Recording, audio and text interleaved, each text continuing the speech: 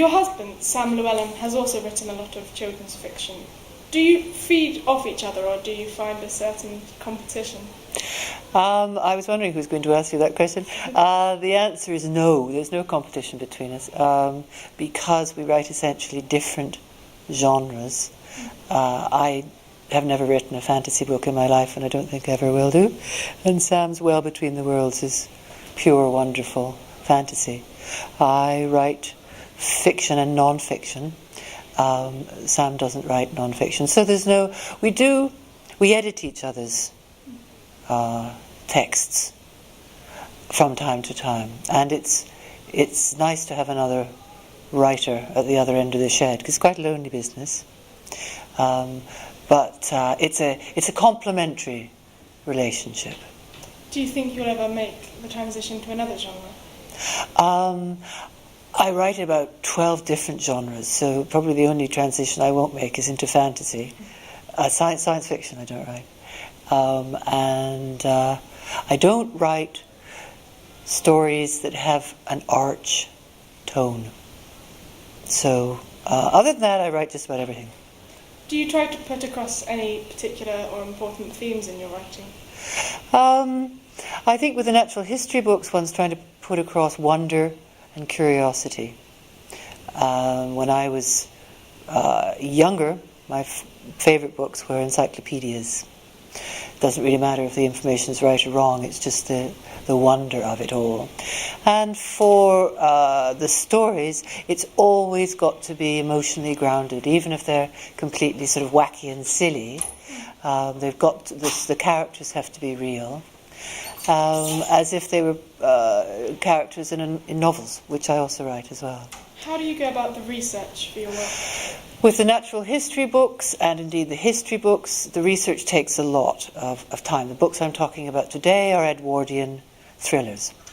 And so I'm using a lot of the photographs that I used when I wrote the books. I stick them on the walls of my study so that I'm always in period. Every time you look up, you're in period. So that you get the feeling right. So that when someone reads the book, they immediately feel that they're in Edwardian times. Edwardian times were very exciting times. Just before the First World War, when everything changed completely. So research, yes, takes up a lot of time, and then you have to just let it go so that it doesn't sort of jump out of the page at you.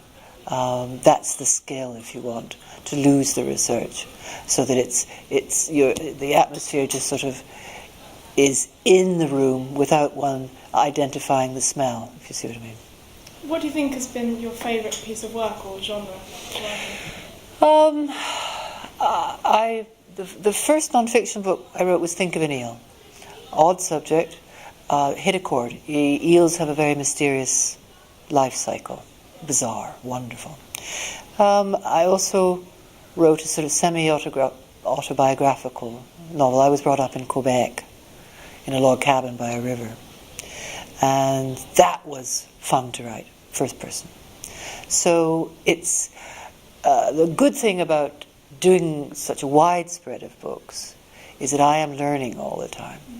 So one just has a knowledge that if I have time, I can take it further. What do you hope to have achieved in 10 years' time? In another 10 years' time? Well, I've written about 200 books now, as I sit. In 10 years' time, I suppose I would like to be writing more sustained novels. And I don't know, sometimes people say that children's writers can never make adult writers. And I think it would be fun to try and do that kind of crossover book. Because you write well about what you know about. And so you always base your characters either on people you know or an amalgam of people. So I think I would just like to, in 10 years' time, keep on writing stories, more stories. That's all it's about, it's stories.